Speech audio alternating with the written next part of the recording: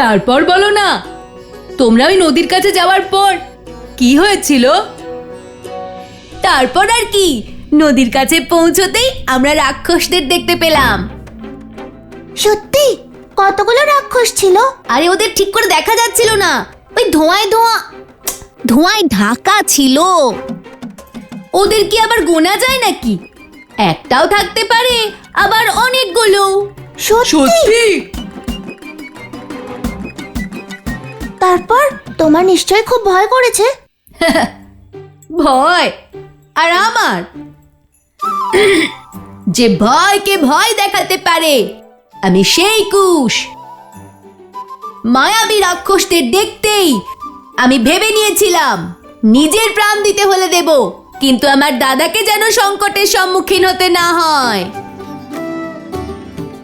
আর আমি বিলম্ব না করে এইভাবে ধনুক তুললাম আর প্রতিটি অধার্মিকের ওপর আমার তীর বর্ষণ করলাম। আচ্ছা, ওই সময় তো চোখ থেকে জল বেরিয়ে গেছিল, এখন মুখ থেকে বড় বড় কথা বেরোচ্ছে। তারপর কি হলো বলো না কুশ? তারপর কি হবে? দাদা আমাকে ডেকে দিল আর আমার সুন্দর স্বপ্নটা ভেঙে গেল। গল্প কিভাবে বলে তোমার থেকে শিখতে হবে।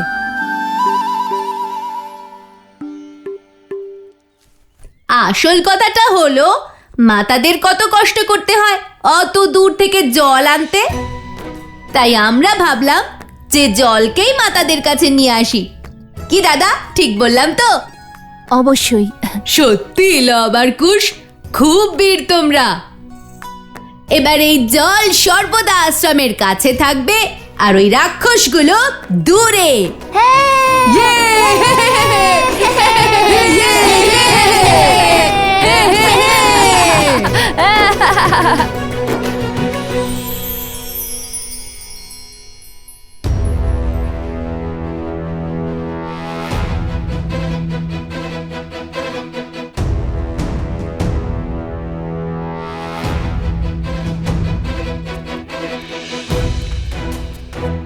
মহারাজ,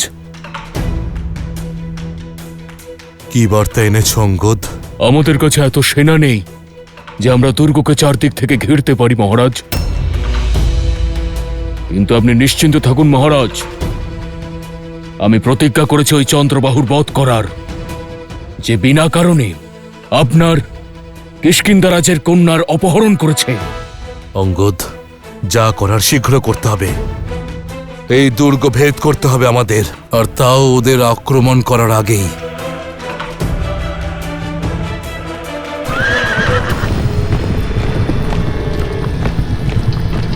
মনে হচ্ছে রাক্ষস আক্রমণ করতে চলেছে মহারাজ।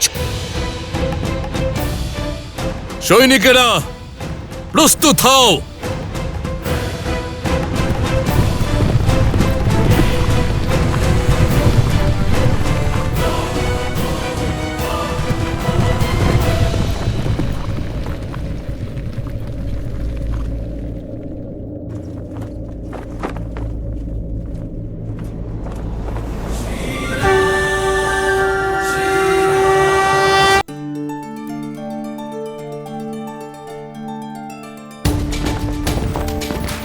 প্রভু শ্রী রাম স্বয়ং এসেছেন।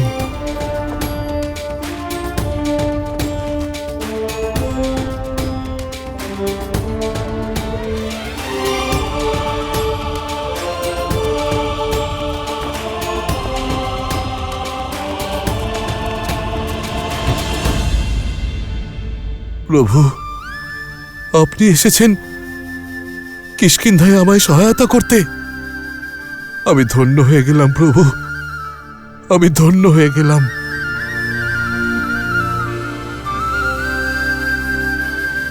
প্রভু নয়, আপনার মিত্র এসেছে। যখন এই নর বিপদে পড়েছিল তখন বানররা সাহায্য করেছিল, তাহলে এখন এই নর কি করে পিছিয়ে যেতে পারে মিত্র?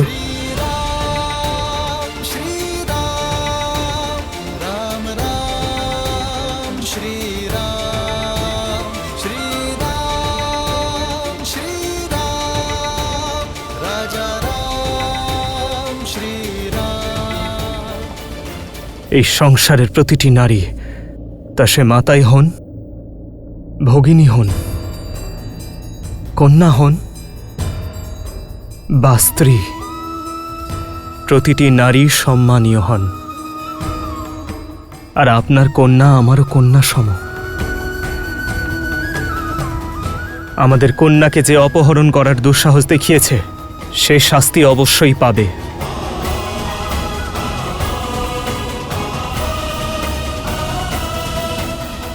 মহারাজ, হনুমান, কিষ্কিন্ধার কন্যাকে যে অপহরণ করেছে সে জীবিত থাকবে না।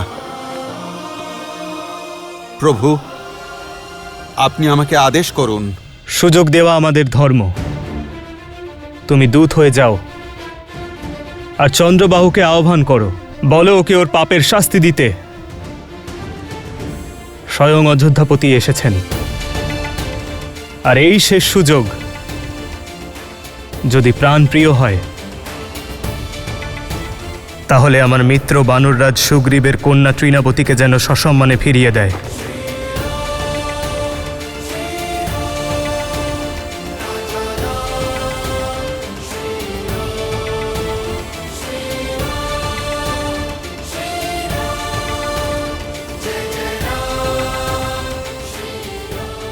এই সমাজ,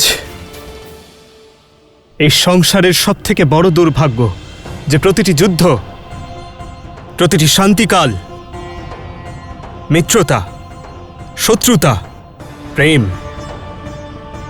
প্রতিটি ভাবে সর্বদা নারীকেই, তার অস্তিত্ব এবং তার সম্মানকেই লক্ষ্য করা হয়। দুর্বল নিজেকে শক্তিশালী প্রদর্শন করতে সর্বদা নারীর প্রতি অত্যাচার করে, তাকে অপহরণ করে তাকে অসম্মান করার চেষ্টা করে। আমি লঙ্কায় যুদ্ধের সময় বলেছিলাম যে এই যুদ্ধ কেবল আমার নয়, এই যুদ্ধ আমাদের সকলের, আমাদের ভগিনী, আমাদের কন্যা, আমাদের স্ত্রী, আমাদের মাতাদের সম্মানের জন্য লড়তে হবে। আর আজ এই যুদ্ধ আমরা সকলে আবারও লড়ব। সংসারের প্রতিটি পাপী ক্ষমা পাওয়ার যোগ্য, কিন্তু নারীকে যে অপমান করে তার ক্ষমা নেই।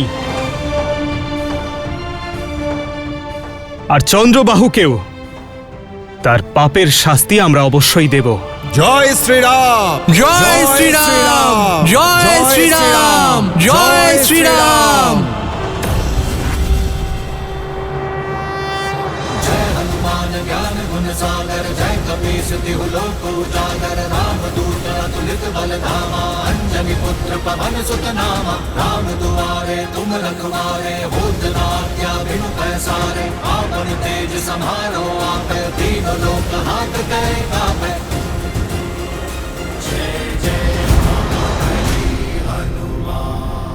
কে তুমি?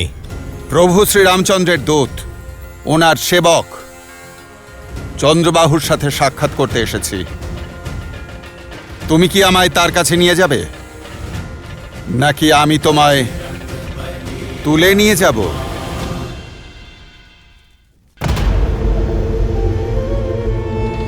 এসো বানর, বলো কি সংবাদ এনেছো?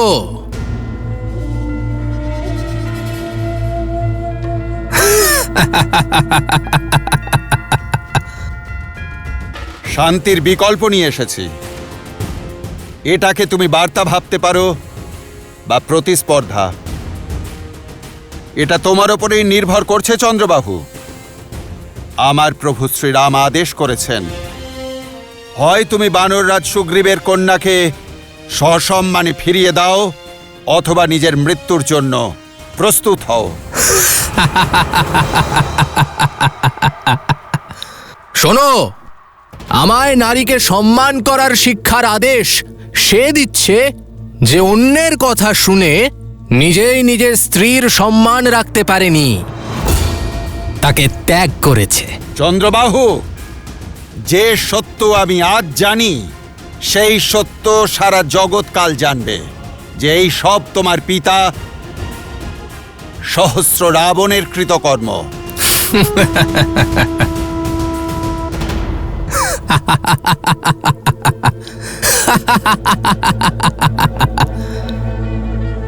শাম, দাম, দণ্ড, ভেদ। যুদ্ধ জয় করার জন্য শত্রুদের পরিকল্পনা করার সম্পূর্ণ অধিকার আছে। তার প্রয়োগ আমার পিতাও করেছেন, তুমিও করো। যাও আমার স্ত্রীর বিরুদ্ধে কুৎসা রটাও। কে আটকেছে? আমি তার সত্য জানি। এবার তুমি বলো, নিজেকে অপমানের হাত থেকে বাঁচাবার জন্য যে নিজের স্ত্রীকে ত্যাগ করেছে সে স্বার্থপর না কাপুরুষ? যে নিজের স্ত্রীকে অবহেলা করে বনে রেখে এসেছে তার কি অধিকার আছে যে সে কারোর স্ত্রী বা কন্যাকে ফিরিয়ে দেওয়ার আদেশ দেয়? দুষ্ট,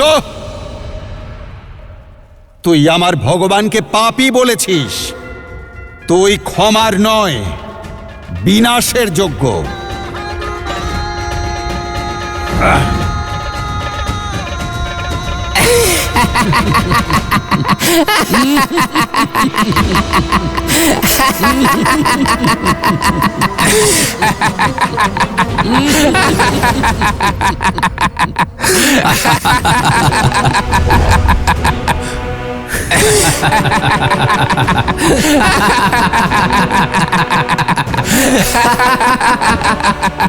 করলে চেষ্টা, এবার যাও আর গিয়ে বলে দাও এই রামকে যে এই সমগ্র জগতে চন্দ্রবাহুকে হত্যা করার কেউ নেই, কারণ আমার অস্ত্র আমার স্ত্রীর পতিব্রতা। আর যতক্ষণ সে আমাকে রক্ষা করবে ততক্ষণ আমি অমর থাকব।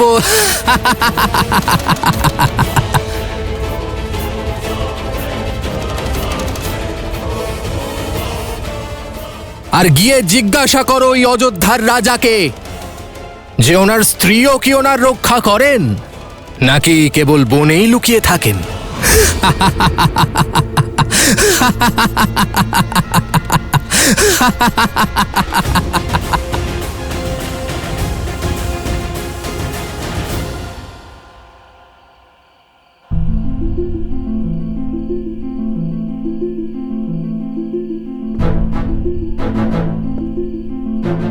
মিত্র, আমার না রাজ্য চাই আর না সংসার।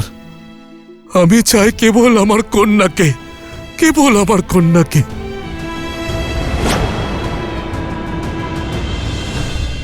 সীতা, সীতা!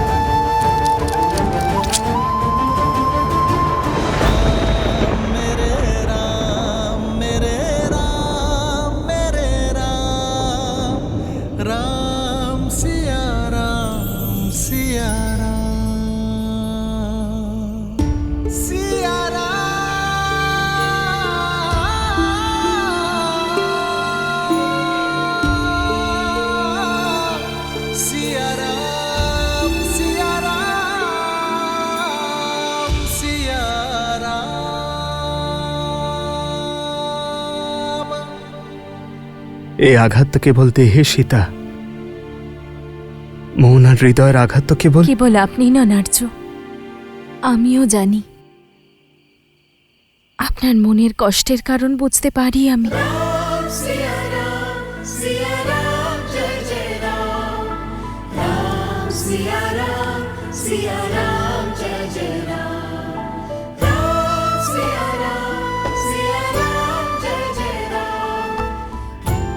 যে সমাজের কল্যাণের দায়িত্ব নিয়েছে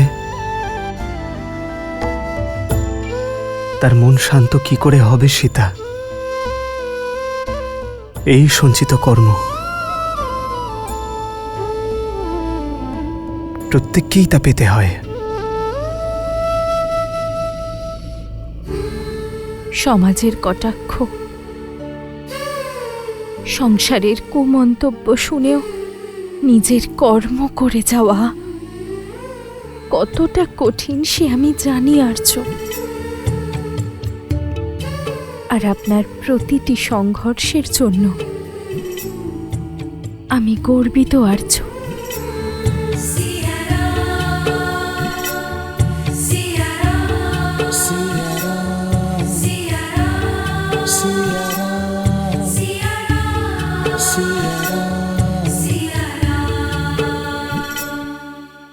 ত্যাগের থেকে বড়ই সংসারের কোনো তপস্যা নেই। আমার সম্পূর্ণ বিশ্বাস জীবনের প্রতিটি কার্যে আমরা সম্পূর্ণরূপে সফল হব।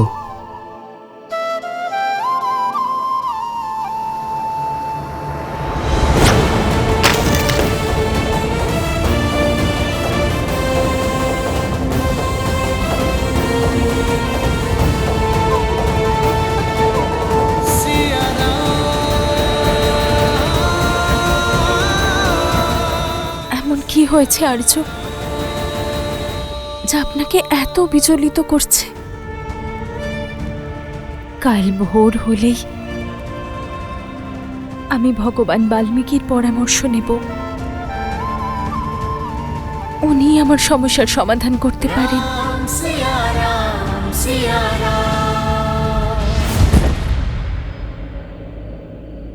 প্রভু, চন্দ্রবাহুর পরাজয় তার স্ত্রীর মধ্যে লুকিয়ে আছে, কারণ তার ঢাল তার স্ত্রীর পতিব্রতা ধর্ম। প্রভু, আমি অনেক চেষ্টা করেছি, কিন্তু কোনো সূত্র খুঁজে পাইনি। কাল ভোর হতেই আমরা যুদ্ধের শঙ্খনাদ করব। হনুমান, তুমি গিয়ে ওর স্ত্রীর বিষয়ে খোঁজ নেবার চেষ্টা করো।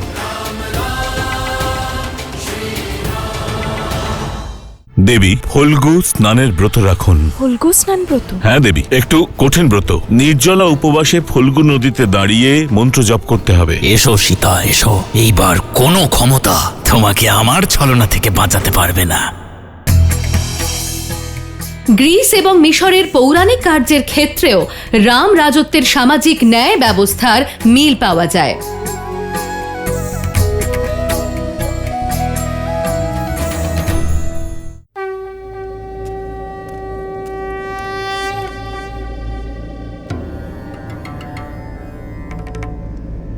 হনুমান কোন রহস্যের কথা বলছেন পিতা? চন্দ্রবাহুর মৃত্যুর রহস্য আসলে কি? ওনার স্ত্রী কিভাবে ওনাকে রক্ষা করছেন? চন্দ্রবাহু ব্রহ্মদেবের তপস্যা করেছিল গণেশ, আর এই তপস্যার ফলস্বরূপ সে লাভ করল একটি বর। কি বর? বর এটাই ছিল গণেশ, যতক্ষণ চন্দ্রবাহুর পতিব্রতা পত্নী চন্দ্রাবতী নিরন্তর ব্রহ্মদেবের মন্ত্র জপ করতে থাকবে, ততক্ষণ চন্দ্রবাহুকে যুদ্ধে কেউ পরাজিত করতে পারবে না। শুধু এটুকুই নয়, চন্দ্রবাহু আরও একটি বর পেয়েছিলেন। আরও একটা বর? হ্যাঁ, চন্দ্রদেব তাঁর পরম ভক্ত চন্দ্রবাহুকে বরদান স্বরূপ বর্ধমান নামক বর্ষা দিয়েছিলেন, যার শক্তি এটাই যে তা যাকে খুশি স্থির করতে পারে। স্থির করার শক্তি? এর প্রতিকার কি পিতা? এর প্রতিকার স্বয়ং আমি গণেশ। আপনি?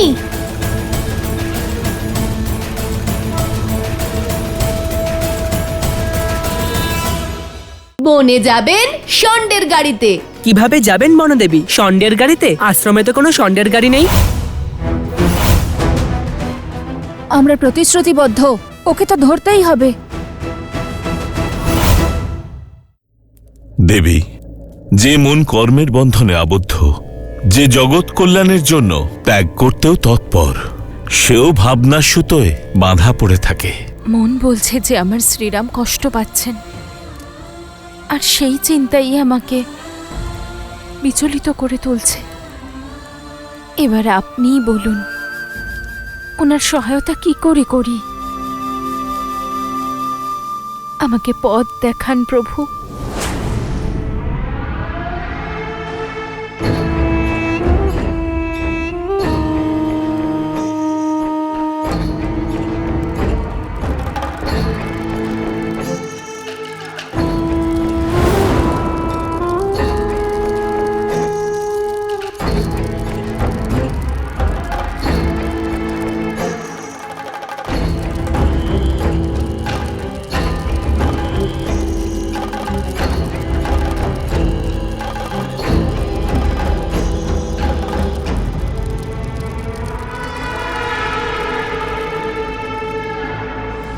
দেবী, আমি মহর্ষি বাল্মীকির সঙ্গে এই বিষয়ে আলোচনা করেছি। ওনার এটাই ইচ্ছা, নিজেকেই চিন্তা থেকে মুক্ত করতে হলে আপনাকে ফল্গু স্নান ব্রত রাখতে হবে। ফল্গু স্নান ব্রত? হ্যাঁ দেবী, একটু কঠিন ব্রত। নির্জলা উপবাস করে কয়েকদিন ওই নদীর জলে দাঁড়িয়ে মন্ত্র জপ করতে হবে।